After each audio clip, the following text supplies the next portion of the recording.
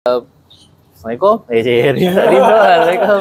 Selamat datang kepada ni Sani dan Akar. Tuan Pengarah. Akar Tuan Pengarah. Okey. Ke Madi Parit. So Madi Parit ni adalah satu stesen penyelidikan untuk padi lah. Basically Madi ada banyak stesen penyelidikan. Tu untuk padi ada lebih kurang 4 stesen. Madi Parit, Tanjung Karang, Arau dengan yang main adalah Sabang Perai lah. Paling besar. Tapi untuk Madi Parit dia lebih kepada pengeluaran benih padi, which is benih asas lah, benih asas dan penyelidikan padi lah. Kat sini tapi kat sini penyelidikan padi dia tak sebanyak yang macam kat Sabang Perai. Sebenarnya lagi banyak lah. Sini lebih tertumpu kepada pengeluaran benih. Dipanggil benih asas. Jadi untuk kat Malaysia ni dia ada rantaian pengeluaran benih padi sendiri. Dari skim dia. Madi kita terkenal dengan pengeluaran variety padi. Basically dekat Malaysia ni hampir 90% variety padi yang ditanam dekat Malaysia ni adalah daripada Madi. So Madi Parit ni bertanggungjawab dalam macam saya kata pengeluaran benih asas. So breeder ni dihasilkan satu variety tu dah isytihar, maknanya dah lulus jantung kuasa apa semua. Breeder ni akan bagi kepada tim di Madi Parit ni kita untuk multiply benih asas. Setahun kita produce dalam 100 ke 150 tan benih lah. Lepas tu benih tu kita akan edarkan kepada syarikat pengeluar benih swasta yang dilantik oleh kementerian. Dia bukan simply siapa-siapa boleh buat. Dia kerajaan yang lantik lah. So benih daripada kita ni, syarikat ni akan multiply untuk dapatkan benih daftar. Contoh kalau kita produce 100 tan benih sah ni kepada syarikat akan tanam, dia akan hasilkan lebih kurang 4,000 tan lah benih daftar. Kemudian daripada 4,000 tan benih daftar tu, dia akan tanam semula untuk dapatkan benih sah ataupun certified seed lebih kurang 80,000 tan lah setahun. Jadi 80,000 tan ni digunakan untuk petani guna seluruh semenanjung Malaysia lah. Dan ada banyak variety lah yang kita hasilkan. Kat sini kita ada 6 variety lah. Okey. Dan setiap kategori benih ni, asas, daftar dan sah ni dia ada piawaian dia, standard dia. Dia tak sama macam beras kita tanam tinggal tuai. Kalau benih dia ada spesifikasi spesifik ataupun standard dia yang kita kena patuh. Ketulinan dia, peratus germination dia, peratus padi angin tak boleh berapa macam tu lah. Dia berbeza dengan padi biasa lah. Okey, dekat sini ada fasiliti semayan, ada kita ada mesin penanam untuk tanam. Untuk benih memang kena tanam. Dia untuk penanaman beras di Malaysia, ni ada 2 kaedah lah. Satu tabur terus, satu lagi guna mesin tanam. Tapi untuk benih kita memang kena mesin tanam lah supaya tim kita boleh buat maintenance untuk setiap field tu dan juga untuk pengenal pastian ketulinan. Kemudian lepas tu kita ada ladang. Lepas ladang kita akan tuai lah dan kita ada yang tengah bising ni dryer. Ini buat pengeringan. Maknanya padi tu dah masak, kita akan keringkan padi tu. Contoh kalau selalunya bila di peringkat ladang padi dia punya moisture content dalam 18 ke 20. So kita kena keringkan dia sampai 10 ke 11 lah moisture content dia. Lepas tu kita akan proses. Dia ada cleaning, grading, kemudian bagging lah. Lepas dah bagging kita akan masuk dalam storage dan akan buat ujian quality.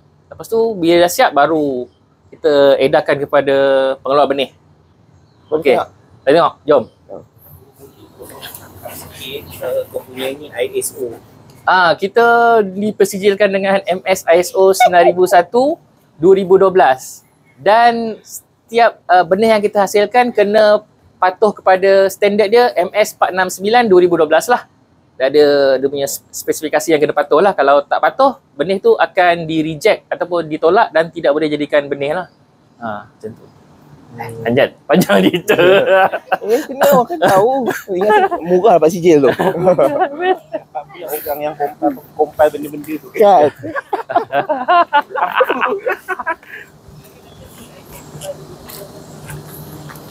Kalau kau nak masuk dalam YouTube, edit sikit lah, time aku gelap. Time gini gelap. Ini untuk buat dokumentari yang panjang, so kita akan pilih section yang berkaitan je. Untuk kita habis dah tuan? Ada lagi dah? Okey. mungkin kau boleh cerita sikit juga apa masalah, bukan flow dia, masalah juga. So that researcher tahu apa yang kita perlu tangani. Katanya bagi ada mikrofon. Salah satu contoh nanti yang bising ni. Okay. Ini dryer lah. Kita ada 2 dryer. Ni dryer dia panggil IBD, incline bed dryer lah. Dia sangat. Dia ada flat bed dia rata. Yang ni dia ada kecerunan dia sikit. Panggil incline bed lah. Ni kapasiti 5 tan kecil. Dan dalam ada yang kapasiti besar lah, dalam 20 tan. Kenapa duduk kat luar? Tak duduk dalam. Tak muat dah. Tak muat dah. Ha. Ni tambahan. Ni baru je siap tahun ni. Kejap, Terry ambil mic. Sebab bising kan? Tak ada. Yalah. Bukan mic tu, mic pembesar Okay. suasana. Hmm. Suara. Yang tu. Andy tu. Tu dah sijil dah. Afiq. Tambah. Itu sijilan ISO 3000. Apa? Benda tu. Tambah lah. So actually untuk proses apa nama anak benih ni ataupun proses apa nama penghasilan beras, masalah antara satu masalah besar ialah mycotoxin. So apa nama ada satu beza lah apa untuk pengeluaran benih apa nama benih beras ni semua banyak mycotoxin dekat dia punya kita panggil apa? Container Container apa? Bekas tu Ah. yang Hello. Test. Okay. Nak on lah ni? Okay. Ini dryer kapasiti kecil lah. So macam saya kata tadi, benih bila di peringkat nak menuai tu moisture content dia dalam 20% moisture content. Kita akan keringkan dia lah. Mungkin dalam 8 jam ke 12 jam macam tu lah. sampai untuk elakkan daripada fungus develop. Sebab kalau basah sangat dia akan, satu lagi dia akan easily deteriorated lah. Lagi satu sebab benih ni kita dah simpan dalam jangka masa yang panjang. Kalau sebab dalam kita akan simpan dalam storage kita. Storage kita ni kalau dalam storage ni boleh simpan 4 ke 5 tahun. Kenapa dia nak elakkan fungus daripada? Sebab dia akan efek pencamahan, patus pencamahan. Sebab dalam standard kita kena minimum standard kena tidak boleh kurang daripada 80% pencamahan, patus pencamahan benih tu. Kalau kurang dia akan efek tu punya kualiti lah. Selalu dekat swasta dia tak ada fasiliti sejuk ni sebab dia orang produce lagi banyak beribu-ribu tan. Dia orang dalam SOP untuk benih sah dalam keadaan gudang macam ni maksimum 3 bulan je. Kalau lebih daripada 3 bulan dia orang tak boleh jual benih tu sebab padi satu dia adalah hygroskopik dia mudah menyerap RH kat luar ni kan. Dia penyerap air yang bagus lah. Jadi padi tu dia akan menyerap lembapan luar ni. Jadi akan memberi kesan kepada sebab ni. Kenapa dia nak kurangkan insiden fungi tu dekat tu sebab mycotoxin tu. Mycotoxin tu dia lebih kepada consumption risau. Dia orang tak makan benih ni, dia untuk seed production. Jadi mycotoxin tu dia lebih relevan untuk orang bernas kot. Untuk beras, yes. Bernas. Untuk betul. Ini untuk seed. Alpha toxin, benda tu. Okra kat meja okra. Ya, so untuk apa benih ni sebab kita tak makan. Sebab dia deteriorate kot. Deteriorate. So benda kau kata kalau ada banyak fungi dia susah nak ni. Pencamahan dia akan efek. Yelah, fungus tu makan beras tu dah tak ada makanan. Betul. Okay. Ajar masuk dalam. Kau. Dalam kedua ni dia memang masuk dia sihat tak? Dah makan Inner Shine, itulah gunanya. Booster. Badan aku responsif dengan benda tu. Okey, ni agak bising sikit lah. Ni apa? Ni adalah contoh benih yang kita tuai di ladang lah. Kalau beras biasa, selalu dia akan masuk dalam lori. Tapi untuk benih, kita nak jaga keturunan dia, nak jaga ni lah. Kita nak jaga dia punya keturunan tu. Setiap benih yang kita tuai, kita akan masuk dalam jumbo bag ni. So ni adalah benih yang kita dah tuai lah. Dia panas. Ini nombor batch dia lah. Wow. Ni berat dia 659 kg lah. Mana yang satu jumbo ni. Variety MRQ 103. Bau sedap. Sedap. Bau boleh makan.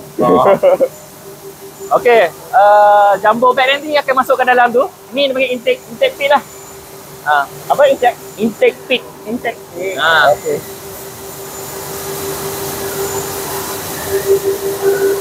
Jadi benih tadi akan masuk ke sini. Kemudian dia ada elevator. Masuk ke dalam dryer satu lagi lah. Ada dryer satu lagi. Okey. Sebelum masuk dryer, dia akan masuk, dia panggil pra pembersihan lah. Pra pembersihan ataupun pre-cleaner. Basically dia nak buang jerami ataupun mana batu ke. So ini buangan. Kalau benih kerana benih yang ringan ke apa, dia akan buang lah. Pecah. Oh ya, apa beza ni? Yang ni yang reject, mana yang buangan jerami ke apa akan masuk sini. Jerami ni kan masuk sini. Kemudian yang elok akan masuk ke dalam bucket elevator ni, masuk ke sana lah. Ni dryer juga ni. Dryer. Okay. Dia ada 2 dryer. Tengok dalam tu.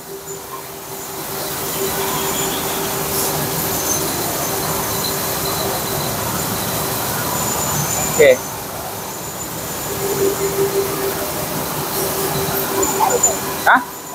Nak tak elok ni buang lah. Padi yang hampa ke apa. Apa je elok? Kosong. Kena kosong, ringan. Dia tak penuh. Tengok. Tak isi pun. Oh, hampa. Hampa. Okey. Okay, dia akan masuk ke dryer lah, ni dryer. Daripada atas tu, dia ada jalan kat sana, dia akan turun sama ada dekat kiri ataupun kanan lah. Kita boleh setting. Lepas tu kita lepas ni. Jalan mana? Sini ke sana. Yang ni, daripada ni, naik ke atas ni. Naik ke atas. Lepas tu dia ada discharge car lah ni. Tengok, tu bunyi tu kan.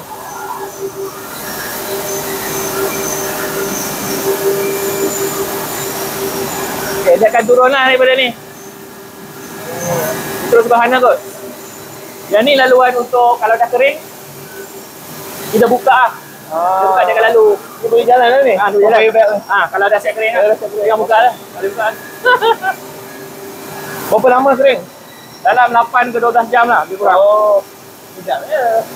Tapi kita akan scrub check lah konten dia. Okey. Sampai dia nak, sampai level yang kita nak.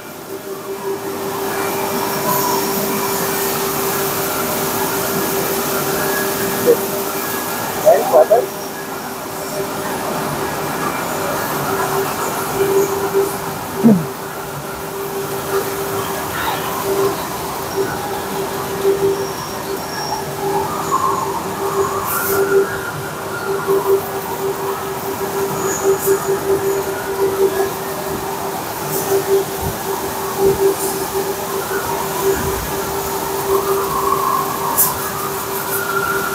Okey.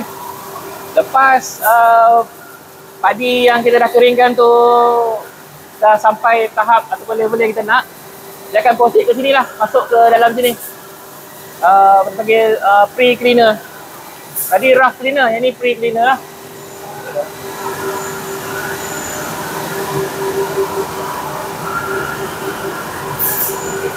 So dekat pre-cleaner ni dia akan buang padi-padi hampa juga. Ini padi-padi hampa lah. Tadi buang hampa, dia buang lagi. Dia buang lagi. Lagi ni. Fine lah. Lagi fine lagi lah. Yes.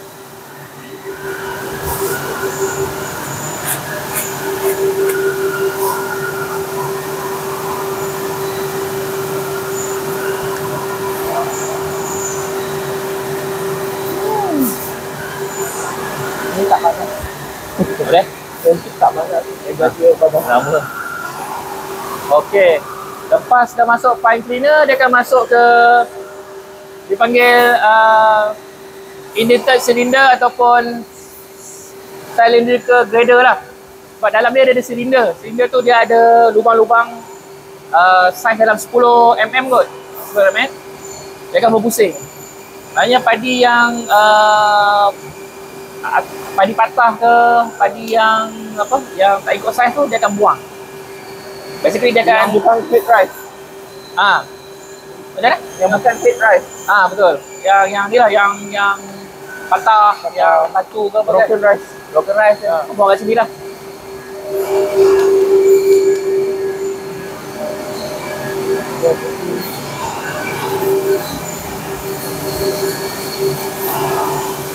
And then yang ni adalah gravity separator.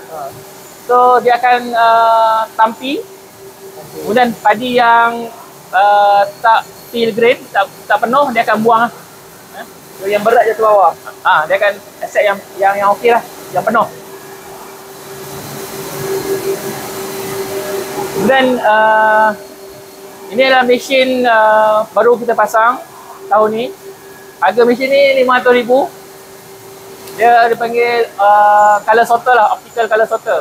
Dia ada sistem kamera yang dia boleh asing padi yang muda, padi muda dia boleh buang. Yang warna hijau. Warna hijau. Kemudian dia boleh tembus juga padi yang kapur. Yang dia Kopi. yang selalu padi dia translucent. Ni yang padi yang jadi asing. Tegap. Dia akan buang lah. Okay. Jadi dia improve quality seeds tu lah untuk processing. Okay. Baru ni? Baru. Oh siap. 2 minggu lepas commissioning, testing. Dia boleh control pakai telefon. Tengok dulu je ni. Kemudian akan masuk ke tempering bin untuk rehat sekejap. Lepas tu Tempering ke tempering? ni salah tempering. Last sekali adalah bagging lah. Kita akan bag dia dalam satu bag dalam 20 kilo. Harga satu bag tu RM140 satu bag. Dia RM7 dah 1 kilo. 20 kilo? 140 lah. Dulu RM70. Kita naik kan? Double.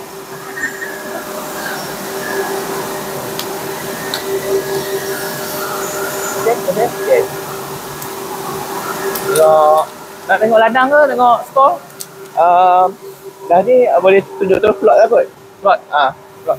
So kita visit plot. Eksperimen yang dah buat ongoing. Boleh minta siapa demo try. Demo mesin ke demo ni? Demo try plot kita tak Okay. yang manual. Sekejap.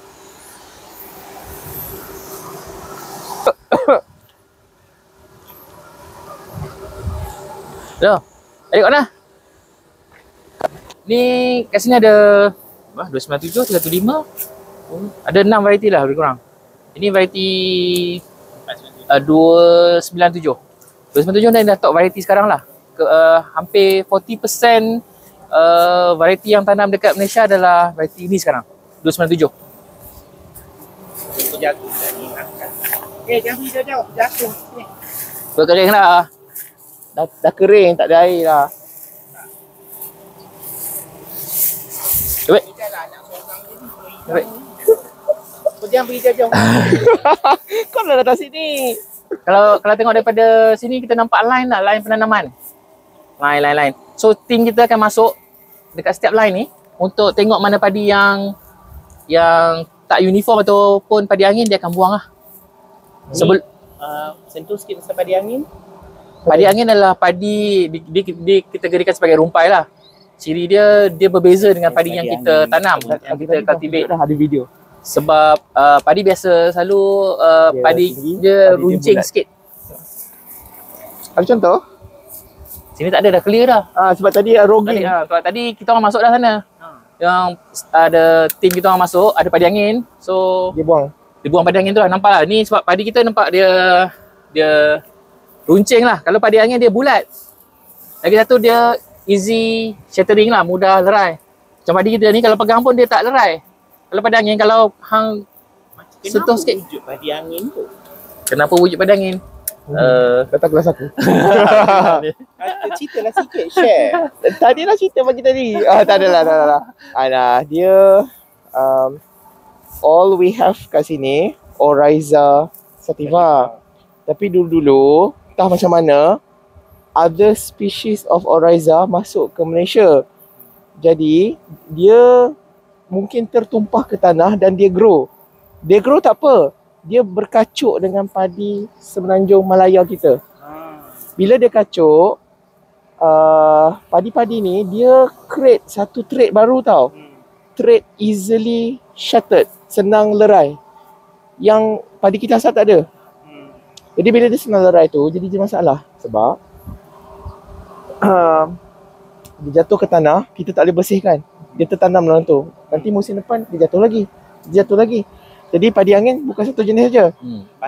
Mungkin dia bergabung dengan spesies lain, Oryza lain. Oryza glaberrima.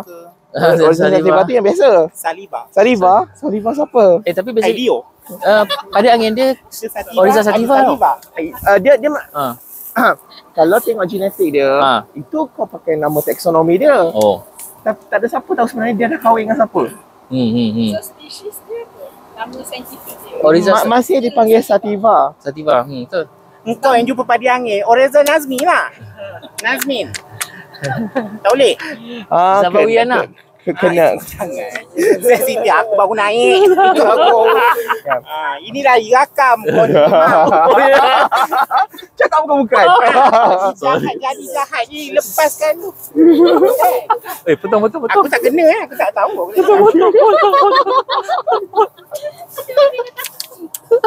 Memang cari. Kita tengok peluang research lah. Jom. Tengah rakam. Lupa lah, tak perasan. Ya, jaga yang belakang kau ni. Hilang lah. Kau tak apa, ada macam ramai. Wei. Yang belakang.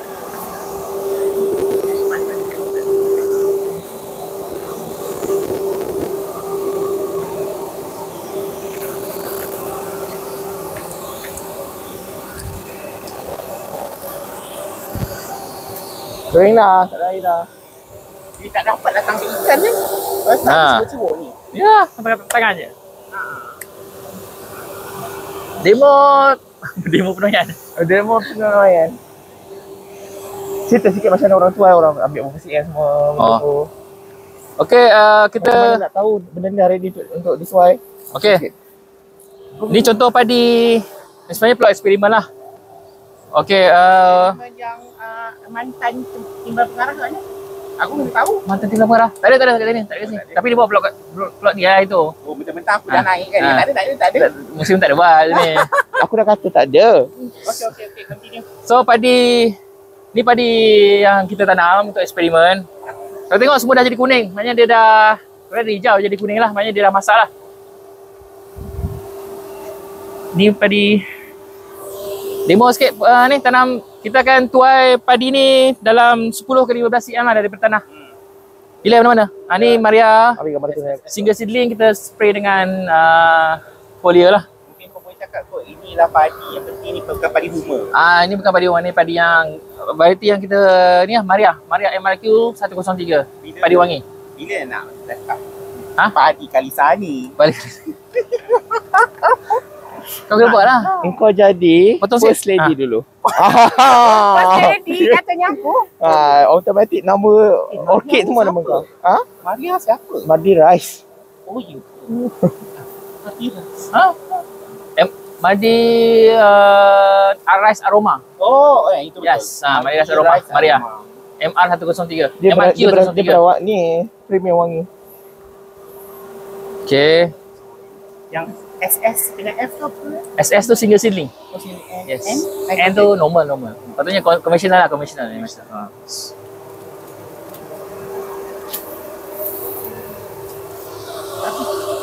Okay.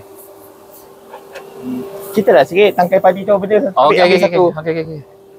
Okay, ini adalah pokok padi lah basically. Ini adalah tangkai padi. Bagi tangkai padi. Ini biji padi lah. Variety MRQ 103 ni adalah variety padi yang Madi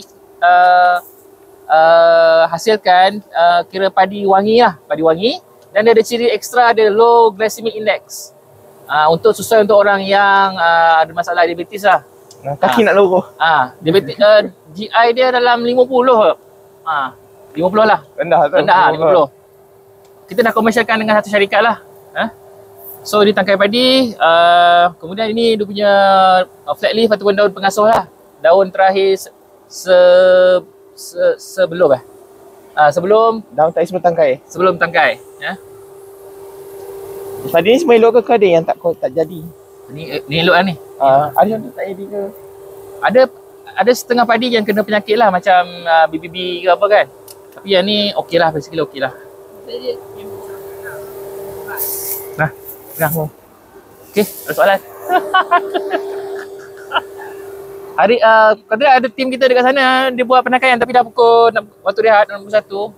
Dia dah berhenti lah. Tadi masa episod pertama tadi dah ada demo lah. Sila follow. Untuk tengok episod pertama. So ada beza ke eksperimen? Kita lah sikit siling tak. Okey, sudah. Siling adalah teknik penanaman yang kita cuba aplikasikan dekat ladang ni lah. Selalu kita akan tanam dalam satu point ni 3 ke 4 pokok satu point. Tapi dalam seedling ni kita tanam satu pokok je untuk satu point. Tapi dari segi data kita tengok seedling ni sebenarnya ada yield komponen dari segi tiller dan panicle yang macam lagi banyak daripada yang biasa konvensional yang buat. Dan penggunaan seed pun akan lebih kurang. Lebih kurang, akan kurang lah, bukan lebih kurang. Akan kurang. Akan kurang. Kalau biasa, berapa kilo kena pakai 1 hektar benih? Selalu kalau untuk tabur terus dalam 120 ke 150 kilo 1 hektar. Kalau guna mesin dalam 80 kilo 1 hektar. Tapi kalau guna ni 3 kilo 3 kilo je. per hektar. Kau nampak? Daripada 150, 80. Ada pula kosta ni. First lady, jangan tanya. I'm first lady. Okey, selain daripada pengolahan benih dan peta kajian, ada juga eksperimen lain yang kajian-kajian lain lah. Macam ada early warning system. Ini bahagian kejuruteraan lah. Kejuruteraan Madi yang buat lah. Untuk Siapa mati kat sini? early warning ni. Ni ada ROER kat sini. Cik Ishak datang sini. Ni ada testing Ni dah jadi, drain. tinggal panggil apa? Okey, ni stump lah. Stump lah. First time. Stump, STUMP. Tunggul padi. Tunggul lah. So kita boleh kira lah bilangan stump tu sama dengan bilangan tiller. Kalau tak sempat kira tiller tadi. Jadi keluasan stesen ni sampai ke rumah tu. Rumah hujung hujung tu. Keluasan untuk Maksudnya rumah tu rumah kau? tak, di luar pagar. So keluasan ladang semua 80 ekar, 84 ekar. Banyak luas lah. Berapa gelung? Gelung. Gelung-gelung. Lebih. Lebih. Dia tak ada gelung, dia ekar 83 ekar. Ni tak guna gelung eh. Tak ada. Kedah. Okey. Hari tu sebab hari tu kan talk dengan Datuk kan. Dia perkataan gelung. Itu orang kampung. Memang Datuk ambil apa nama? Boleh ambil boleh tak ambil group foto semua gunakan klik. So okay, untuk for this session kerja dulu kot. Nanti kita sambung lagi.